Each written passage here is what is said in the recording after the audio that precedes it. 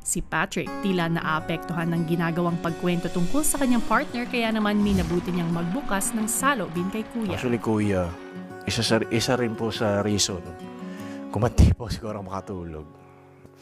Iniisip ko po siya. Wala, iniisip ko lang po siya.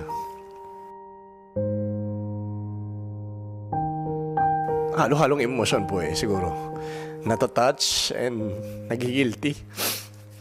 Na parang ako po yung nauna. Gusto kong maintindihan kung bakit ka guilty.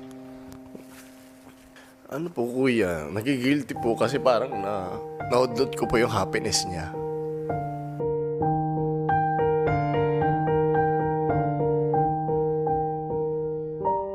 Feeling ko po tuloy ang selfish ko, parang gano'n.